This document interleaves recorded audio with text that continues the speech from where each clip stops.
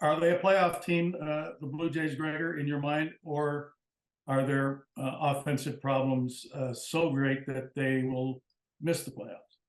Yeah, Dave, I see it exactly as you see it, and I've kind of saw it that way for a little while now. But especially at the trade deadline, I mean, the path really kind of opened up for the postseason for the Jays. I mean, the teams behind them did almost nothing, with the exception of the Angels, and the Angels were a very flawed baseball team going into that trade deadline. They could have made 10 trades, and they still probably wouldn't have been a playoff team. When they started making moves, you started looking at their upcoming schedule, and you think, okay, they're not even going to be in the race potentially a week and a half from now.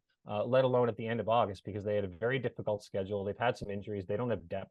That team was never really a threat to me. And then you look everywhere else, the Yankees didn't really do anything at all at the deadline.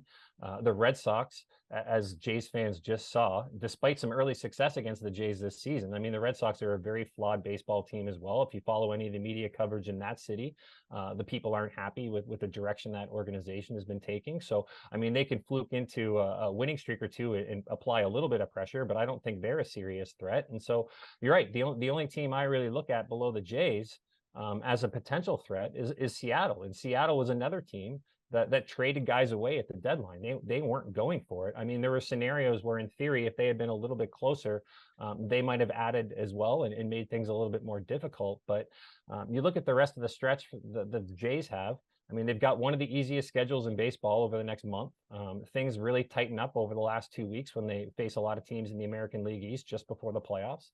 But they have a relatively clear path here. So I think they would really have to beat themselves. Something would have to go horribly wrong for this team not to make the playoffs in general. Once you get there, it's a bit of a different story, because to me, there's a big gap between the teams that are in the playoffs, and the Jays are right on that bubble, is basically being that final team, and then the teams behind them. There's a big gap there, and I think that's where we see the addition of the third wild card spot really impacting things as well. I mean, this would be a very different conversation if the Jays had to overtake a team like the Houston Astros for the second wild card. We'd be talking very differently right now. But they don't have to do that. They can get in as the third wild card. There are scenarios where that can even be beneficial to them, because if they get in as the third wild card, they could play the first place team from the AL Central. That's probably a matchup you like. So the Jays are in a decent spot.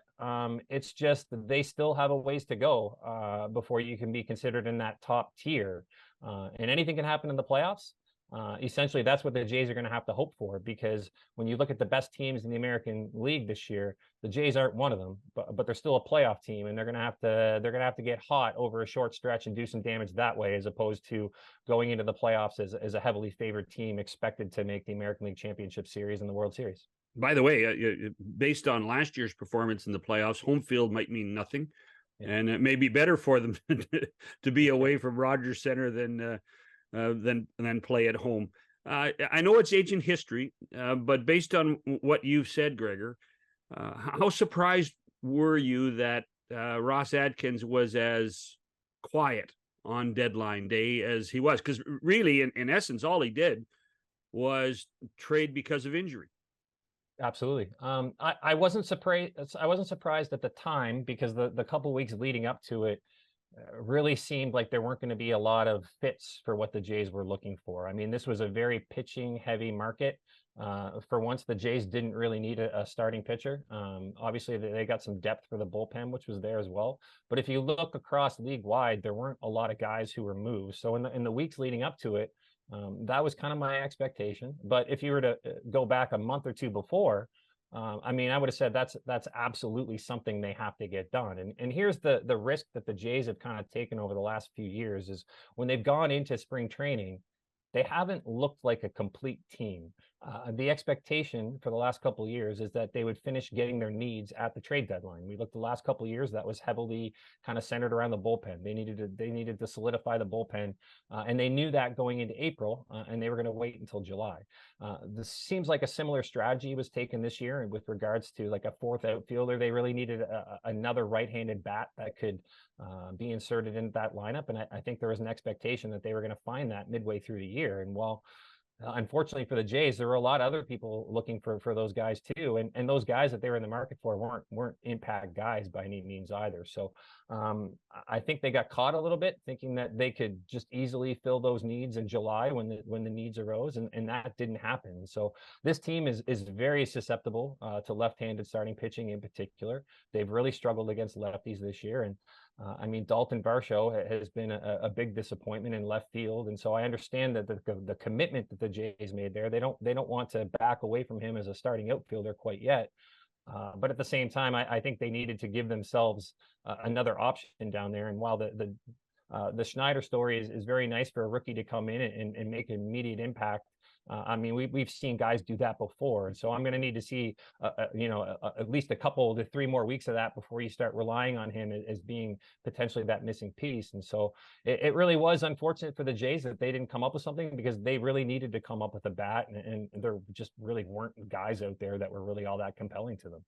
Well, I wonder if you would call the Jays a complete team once Bichette comes back, and if Schneider is even a semi-regular, but a bat that they can count on and play at second base when Merrifield is in left field or whatever.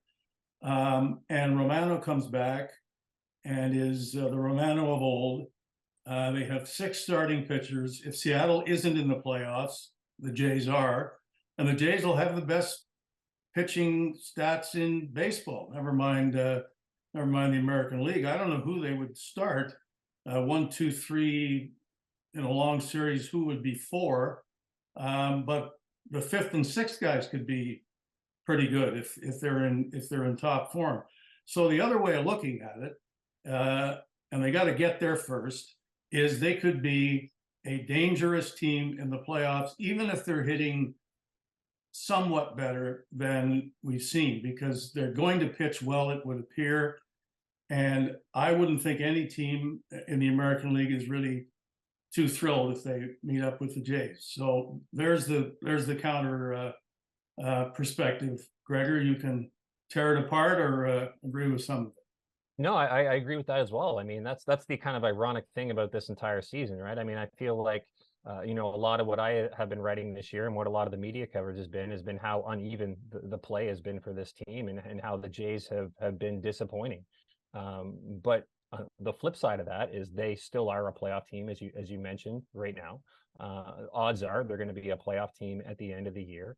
And the only thing you need to do to change the narrative of your entire season is get hot in the playoffs. I mean, if we've been waiting that for a long time. Yeah, no, exactly. And so, I mean, pitching wins in the postseason. I mean, if this was a team that was scoring 8, 9 runs a night, and struggling to pitch, we'd be talking about how the Jays are probably going to struggle in the playoffs because they don't have enough pitching.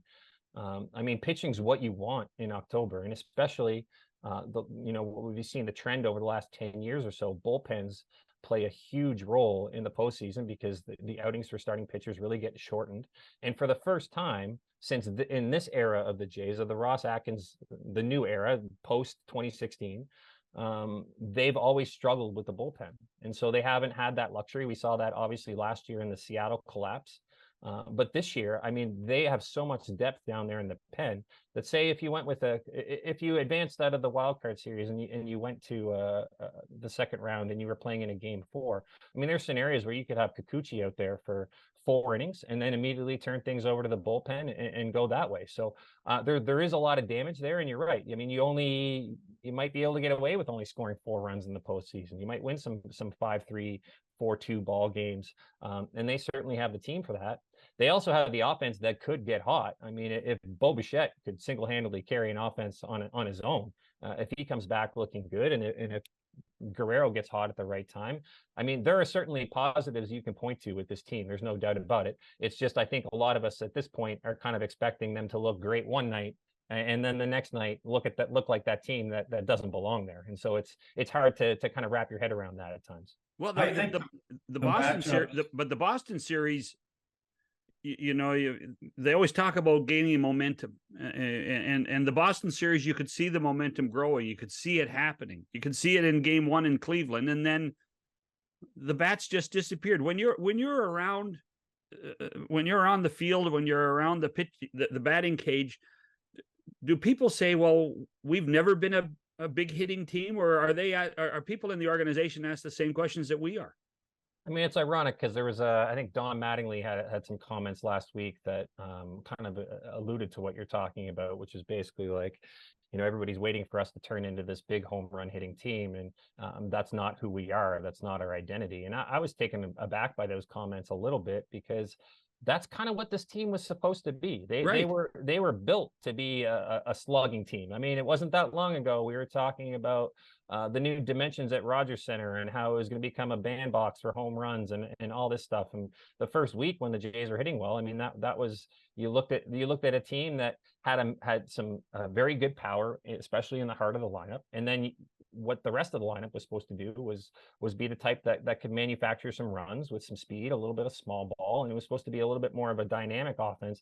But the heart of this lineup was still supposed to hit home runs, and they haven't done that nearly enough this year. Obviously, the struggles that Vladdy's had have been pretty well documented this year with that, and especially George Springer. I mean, George Springer to me has been by far the biggest disappointment on the Jays from an offensive standpoint, even way more than Varsho. I mean, a lot of people have been talking about Varsho, but Springer's supposed to be one of your superstars, and I mean, he's been a below league average hitter this year, and so those guys are still supposed to mash. And so there's been a little bit of what you're talking about. There's been some people who've been like, look, that's not who we are this year. But I'd say the vast majority are people who are still kind of waiting for everything to click. Like, everybody seems around the team says, we haven't gotten rolling yet this year, and wait until we get rolling. Well, I mean, now we're into August, and so you wonder if they ever are going to get rolling, obviously, but the potential is there, and that's what that lineup is designed to do.